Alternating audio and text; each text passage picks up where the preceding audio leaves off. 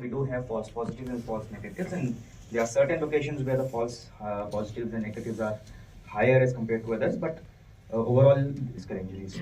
So when it comes to deciding, okay, which sequence you need to see for detecting meniscal tears, like proton density versus T2. So proton density sequences have been favored over T2 weighted sequences for meniscal tears, but there are certain types of patterns for which T2 weighted images have shown higher accuracy, like the medial meniscus root tears.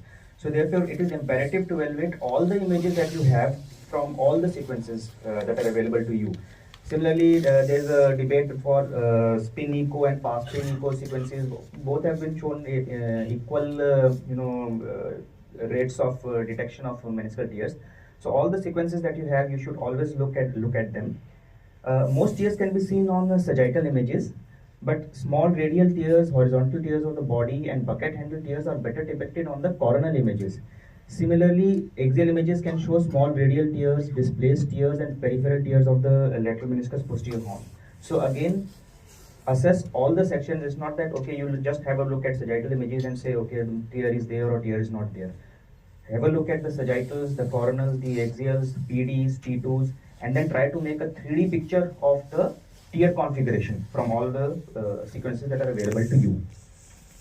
So how do you diagnose a tear? What is a tear in an MRI? It's defined as a meniscal distortion in the absence of a prior surgery, or there is an increased intrasubstance signal intensity that unequivocally contacts the articular surface. So that is important. It's just not an intrasubstance signal intensity, it needs to contact the at least one articular surface.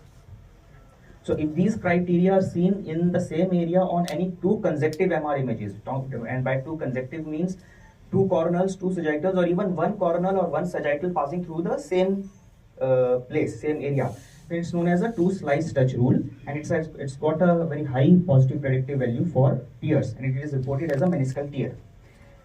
However, if these criteria are present in only one image, then it is correlated with meniscal tears, but it has a low positive predictive value, and in these cases, the radiologist generally report it as a possible tear. So what is globular linear increased signal intensity which does not reach to the articular surface? It is normal in children, because as we just saw, in children the vascularity is higher than normal. So like these patterns, do we have a, yeah. So like in this particular one, it's a child. This kind of intensity is actually normal because of the increased vascularity in children. In adults, this can be seen because of mucinous degeneration, and again, you are not going to do anything for that. And after trauma, if there is no tear, it can be because of acute contusion. So this is something that should not be confused with a tear. For tear, you need to have the signal intensity should be reaching the articular surface. And other than this direct sign of a tear, there are some secondary or indirect signs, like a parameniscal cyst. If a parameniscal cyst is present, there is a more than 90% chance that there is a tear, because eventually parameniscal cyst was formed because of a tear in the meniscus. So meniscal extrusion is another secondary or an indirect sign, which is defined as an extension of 3 mm or more beyond the edge of the tibial plateau, and you exclude the osteophytes when measuring this. Then linear subchondral bone marrow edema is also an indirect indicator of a meniscal tear, which is defined as a superficial edema that is adjacent to the meniscal attachment site, parallels the articular surface, and is less than 5 mm deep.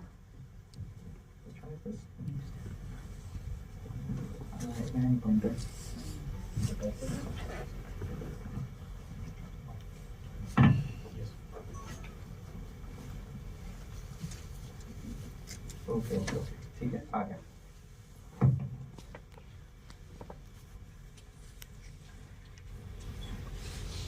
And other than these, there are some other secondary signs also that we'll just have a look. So before we know what is a tear, we should see what normal meniscus looks like. So these are the sagittal sections from a PD sequence. So as you go from outside towards inside, first image that you see is this kind of a shape, which is known as a bow tie appearance of the meniscus. So you have an anterior horn and the posterior horn, and in between you have the body, and it gives a bow tie appearance. Generally, if the sections are 4 millimeter thick, then you get to see the bow tie appearance in 1 or 2 sections, and after that the bow tie disappears and you get 2 triangles, the anterior horn and the posterior horn. On the medial side, the posterior triangle is the larger one. If it's smaller than the anterior one, then something is amiss. And as you go more towards the central side, just one section prior to the PCL is the posterior horn of the medial meniscus. And then you have the PCL followed by the ACL, and just behind the ACL, as you go slightly more lateral, you have the lateral meniscus posterior horn. And again, first you have the anterior horn, posterior horn, and you move further outwards, you have the bow tie appearance again from the lateral horn. Another important aspect that you need to see is in the lateral meniscus posterior horn, you have this popliteal hiatus where you have the superior the superolateral popliteomeniscal ligament and the inferomedial popliteomeniscal ligaments. These are important structures, and they are also very important because they are indicators of tears if they are torn. And another important structure that you need to look at, we are going towards the central part again, is this area. So it appears as if there is a tear in the meniscus, tear in the posterior horn, but it's actually not a tear. It's actually not a tear. It's actually a separation of the posterior root from the meniscofemoral ligament of Risberg. So it's actually a normal phenomenon. The MFL separates out from the posterior root and goes upwards, moves upwards, and medially to attach into the medial femoral condyle, and it's known as a pseudo tear sign. When it becomes a tear, we'll just see. So this is the sagittal sections, and similarly, these are the coronal PD. We are going from front to back, from anterior aspect, we are going backwards. So first you will have the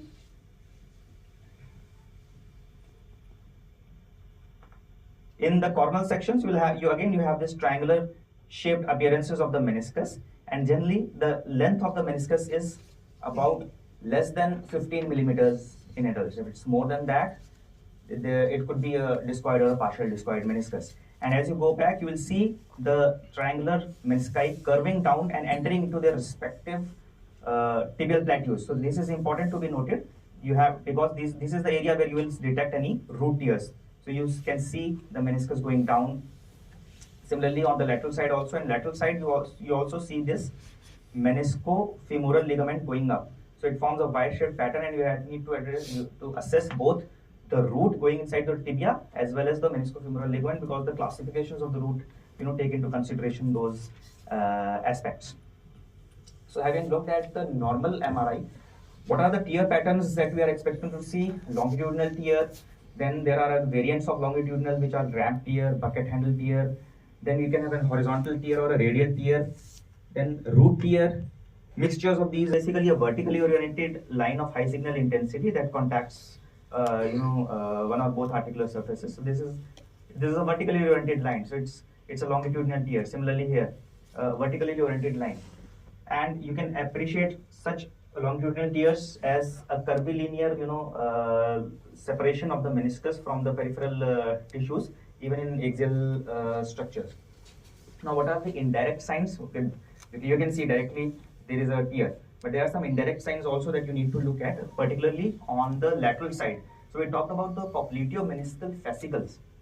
These fascicles can sometimes mimic a peripheral posterior horn flap tear. So this is actually a popliteal hiatus, and this is the posterior superior and the anteroinferior fascicle.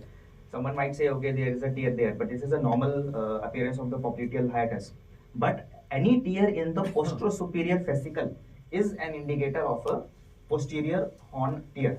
So if you find that the posterior superior fascicle is torn, very high possibility that there is a posterior horn tear of the lateral meniscus. Similarly, another important structure, the meniscofemoral ligaments of Humphrey and Risberg.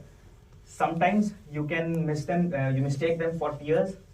We just discussed about the pseudo tear, but if the separation of the MFL from the root is more than 14 millimeters, that is, the MFL is going to attach into the meniscus more than 14 millimeters beyond the PCL, then that is not normal. That means there is a ripping or a zipping of the MFL from the meniscus, and that is a tear. So how do you diagnose that? Basically, if it's a 4 millimeter thick images, if you are seeing 3 millimeter thick images are there, if you are seeing it on 4 or more sections, this kind of a picture, that is, there is a separation of the meniscus posterior horn and the MFL, then it is a tear. In this particular case, you see the tear here, but here the tear is not there. So it is a pseudo rib. It's a normal thing. But in this particular case, you see the tear here, you go more laterally, the tear is still there. So it's a tear. So again, a pseudo rib between the MFL and the posterior horn. This is the root. This is the posterior horn, and this posterior part is the MFL. And if you see the separation, the place where this MFL is actually going into the meniscus is more than 14 millimeters. So this is not a normal MFL going into the root. This is not a normal tear. It's separated out. It's like a zip. So it is known as a Risberg rib or a zip tear. Then you can have meniscocapsular separation, which is a separation at the level of the attachment of the meniscus to the capsule. But when you are talking of meniscocapsular separation, you need to know about meniscocapsular recess. So a recess is smooth outlined, and you will find some attachment between the meniscus and the capsule. Whereas a tear is irregular and there is no communication between the meniscus and the capsule. When you're talking about the longitudinal tears, there is another separate entity called a ramp tear. So ramp is basically the posterior horn of the medial meniscus. This is the ramp area, and it consists of you have the meniscocapsular ligament. Here it is, the meniscocapsular ligament. You have the meniscotibial ligament and the capsule, and any tear and the periphery of the meniscal posterior horn. And any tear in any of these parts, whether it is the periphery of the meniscal root, meniscal horn, whether it is a meniscocapsular ligament, or if there is a tear in the meniscotibial ligament, they all constitute ramp tears. And based on which components are involved and to what extent they are involved, you have classification of the ramp tear, which it's a separate subject in itself. But basically, ramp tears, you can have peripheral tears of the posterior horn, you can have a meniscocapsular separation, or you can have a meniscotibial ligament injuries, and they are generally less than 2 centimeters in length, generally seen in the setting of ACL. So like for example, this is only a separation of the meniscocapsular ligament here. So it's a type 1 ramp. Or you can have the tear in the periphery of the meniscus, and the meniscotibial ligament is also involved. So it's a type 3B. So that's how we classify the ramp also. Another entity in longitudinal tears is a bucket handle tear. The features are, you can have a knapsack bow type. You can have a fragment within the intercondylar notch. So your intercondylar notch usually have an ACL and a PCL. Anything other than that, you're suspicious of a meniscal bucket handle tear or something else. Double PCL sign. So this fragment, on the medial side, when it is lying parallel to the PCL, it gives the appearance of as if there are 2 PCLs. Or there can be double posterior horns, or there can be a double anterior horn or a flipped meniscus sign. So these are all signs of a bucket handle tear. And disproportionately small anterior horn. On the lateral side, the bucket handle portion is not able to reach up to the PCL because of the ACL there. So you don't see a double PCL sign there, you see a double ACL sign. But these signs are not specific. It's not that you see a double PCL or a fragment in the intercondylar notch. It's a 100% bucket handle. There could be other pathologies that you need to consider. So again, this is a bucket handle tear that you can see in the coronal as well as in the sagittal images. What is horizontal tear? Horizontally oriented line of high signal intensity that contacts the meniscal surface on the free edge. So you have a tear going and it's contacting the superior surface, but it's more horizontally oriented. It's a horizontal tear contacting the inferior surface, but it's horizontally oriented. And parameniscal cyst formation is a very it's got a very high PPV for diagnosis of a horizontal tear. What are radial tears? So radial tears are radially oriented. In axial MR images, you can see a cleft oriented perpendicular to the free edge. For example, this is a radial tear that you can see in the axial sections. And in sagittal and coronal sections, you can either see a cleft. For example, in this particular case, this is not a normal bow tie appearance. This is a cleft in between, so it's a radial tear. or you can have a truncated triangle appearance like this, or you can have a ghost meniscus. Now, what will you see? Whether will you see a cleft or a truncated triangle or a ghost meniscus or a marching cleft, it will depend on where the tear is with relation to the section that you are visualizing. For example, if you look at this particular tear, so if you take a sagittal 1 image, it is going perpendicular to the tear, so you will have a cleft sign, and a cornel through this section will give you the image 4, which is a truncated meniscus sign. But if the tear is here, then a sagittal will be passing through the tear and it will give a ghost sign, and a cornel will be passing perpendicular to the tear and it will give us cleft sign. So whether you will get a cleft sign or a ghost sign or a truncated meniscus all depends on the alignment of your tear with your the plane of the image. And again, cleft sign is not specific for radial tears, it can be seen in longitudinal tears, and again it depends on how the tear is oriented vis-a-vis your plane of sequence. So sometimes the radial tears are pretty big. You can just have a view and you can say, okay, this is a radial tear in the cornel section and the axial sections also. Sometimes they are subtle. So in this particular axial tear, you can see that there is a partial radial tear, and in the cornel and the axial images, there are just subtle signs. Then we come to root tears.